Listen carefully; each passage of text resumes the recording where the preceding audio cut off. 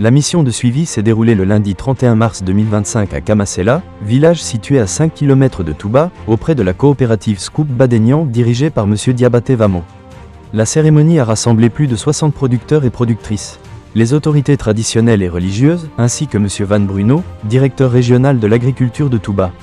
5 sections de la région étaient également présentes, dont la section de Kouroukoro, la section de Toubako, la section de Fobédougou, la section de Koudougou et celle de Yo. En 2024, la coopérative a reçu 125 hectares de semences de riz Aurilux. Elle a reconstitué 37 tonnes, dont 12 tonnes ont été vendues pour acheter un motoculteur. En 2023, elle avait reçu 55 tonnes de riz GT11, reconstitué 22 tonnes et vendu 18 tonnes. Besoins exprimés, la coopérative a sollicité un renforcement en matériels agricoles pour améliorer sa production. Situation des femmes et initiatives locales, 2 groupements féminins, Sinikenea et Barika, actifs dans la production vivrière et la tiéké, ont demandé un appui en technique de commercialisation, car elles peinent à écouler leurs produits à bon. À tout le monde, à tous les représentants qui sont venus. Moi, je me nomme Doumbia Mawa. Je suis la secrétaire des femmes de Kamasela. Et Touré Mantorma est la présidente des femmes de Kamasela. Et au nom de Touré Mantorma, on remercie tous les bredeurs de l'OPA, toutes les associations de chez nous, et tous les membres de l'association ainsi que les parents. Toutes les de la délégation qui sont venues vers Kamasela. On vous remercie beaucoup. Les femmes de Kamasela ont fait les réunions chaque 2 semaines. Et c'est la présidente des femmes, Touré Mantorma. Après le marché de la Tchéké, chaque femme envoie 500 francs chaque 2 semaines pour mettre dans la caisse. Le chef de terre a annoncé l'attribution de 37 certificats fonciers à 37 femmes, facilitant ainsi leur accès à la terre. La mission a permis de mesurer les avancées du système de reconstitution, d'identifier les besoins en équipements agricoles et en accompagnement commercial pour les femmes. Moi, c'est M. Diabaté Vamo. Je suis le président de la coopérative Saint-Poupé Badenian de Kamasela. Je suis honoré de la présence du PIACI. Ici, aujourd'hui, à Kamasela, je suis accompagné de mes collaborateurs, secrétaire au conseil de surveillance, M. Diabaté Ismaël. Il y a l'un des membres qui est là, M. Diabaté Ibrahim. À côté aussi, lui, c'est M. Diabaté Ibrahim. Nous sommes tous les membres de la coopérative.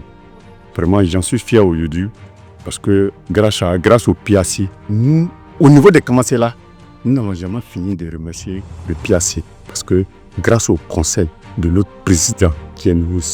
Yo Nawa, qui nous a toujours conseillé, grâce à ses conseils, au jour d'aujourd'hui, à travers lui, ce que nous on a pu avoir concernant la reconstruction au niveau du projet que le PIACI nous a offert, on a pu acquérir une machine, le motoculteur. Et à travers ça, voici un atomiseur avec une motopompe. Ça, c'est grâce au PIACI. Et surtout grâce au conseil de notre président, qu'on ne va jamais aussi finir de lui dire merci. Merci au PIACI. Merci au coordinateur. Merci à tous ceux qui travaillent au PIACI. Vraiment, on vous remercie et on ne va jamais finir de vous remercier. Car c'est une réalité. Le PIACI, c'est une réalité.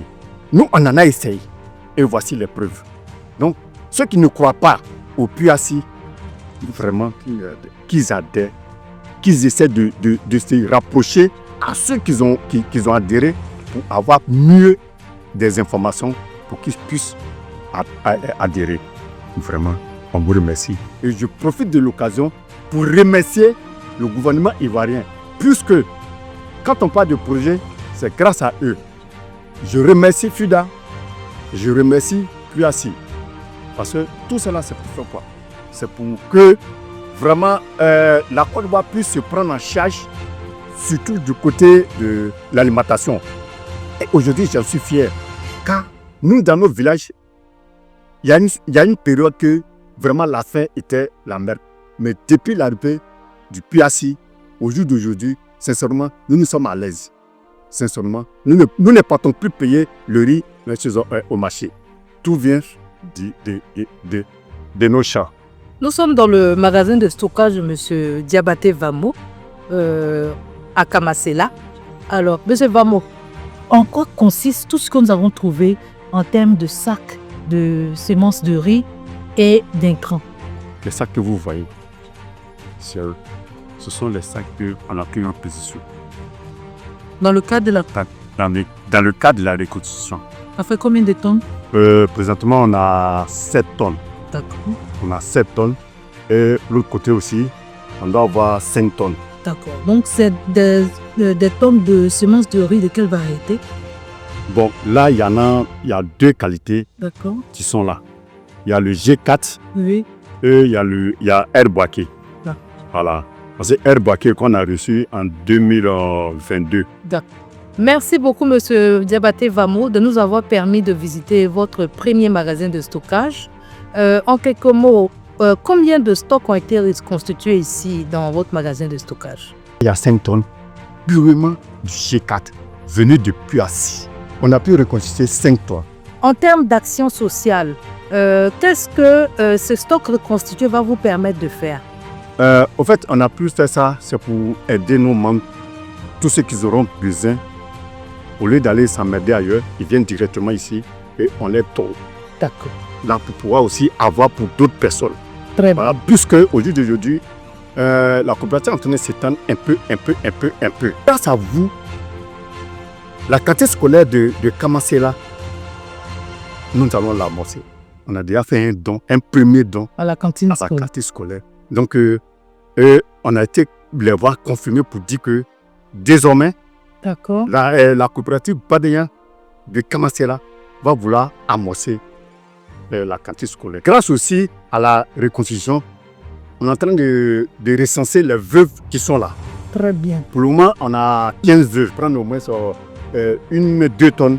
On va blanchir et puis faire le don et puis construire. D'accord. Voilà.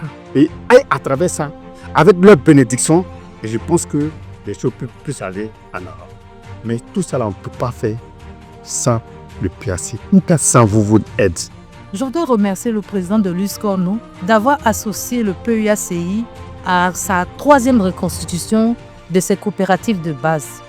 Pendant 10 jours, nous avons sillonné 5 régions, le Folon, le Béré, le Worodougou, le Bafing, par lequel nous terminons. Et nous sommes vraiment heureux d'avoir participé à ce système de reconstruction, le 3e dans le genre de l'USCORNO. Cette mission permettra dans un premier temps de capitaliser tous les acquis en matière de reconstitution de l'Union, de capitaliser aussi ce système-là, en fait, de le valoriser et le dupliquer dans toutes les 9 régions du projet. Donc, à la suite de cette mission, nous espérons aussi que l'USCORNO augmentera sa base de coopératives, vu que à chaque passage, plusieurs coopératives ont manifesté le besoin d'intégrer l'USCORNO. Je voudrais vraiment dire merci aussi à l'équipe qui m'accompagne. Nous sommes à la dernière étape, l'étape de Kamasela. Et l'unité de coordination a participé à cette mission avec une équipe, notamment avec 2 producteurs, dont M. Yeo, président de l'USCORNO, moi-même, en tant que gestionnaire des savoirs au sein du projet d'urgence agricole, ainsi que 2 ou 3 autres collaborateurs et un photographe vidéaste qui est venu pour couvrir l'événement afin de donner un caractère institutionnel à ce système de reconstruction. Nous osons espérer qu'après cette mission, le système sera beaucoup plus connu puisqu'il y a eu beaucoup de campagnes de sensibilisation pendant la réunion et sera vraiment appliqué dans toute la région de la zone d'intervention du projet. Et je vous remercie. Merci.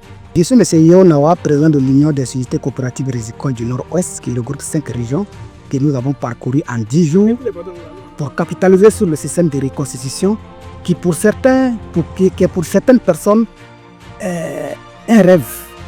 C'est un rêve qu'on a pu réaliser avec 5 coopératives donc, qui couvrent l'Union. Et je crois que les coopératives que nous avons interrogées, celles que nous avons visitées, nous ont prouvé qu'effectivement, elles sont dans une logique de pérenniser l'activité. Il y a certains qui ont présenté des acquis, d'autres même sont en train de travailler. Alors, pour dire ici que même si le projet se retire aujourd'hui, ces 5 coopératives peuvent déjà se prendre en charge parce que les acquis déjà vont leur permettre de travailler en plein temps. Le seul problème que nous avons relevé durant la mission, c'est le manque de magasins de stockage. Donc je demande à l'unité de coordination et au FIDA vraiment de s'atteler sur cet aspect afin que ces producteurs, ces coopératives qui ont la volonté vraiment de pérenniser l'activité, de pouvoir conserver leurs produits. Parce que quand on regarde un peu dans les magasins, on a constaté qu'il y a certains qui ont stocké les produits dans des cuisines, dans des chambrettes. Et la chaleur fait que ça fait un effet sur la qualité du riz et sur la qualité des semences.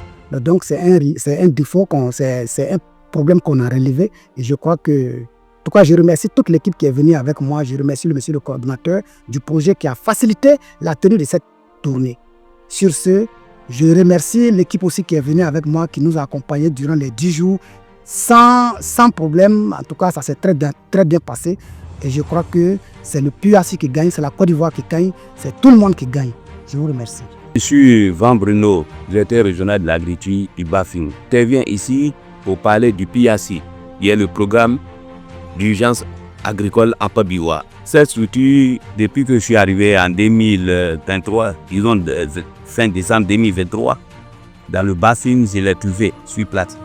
Elle est à l'écoute et conduit à bien le développement de l'agriculture dans la zone. En tout cas, PUAC intervient et épaule la population. Aujourd'hui, nous sommes à Kamasela dans le cadre des soutiens et d'encouragement à la population rurale.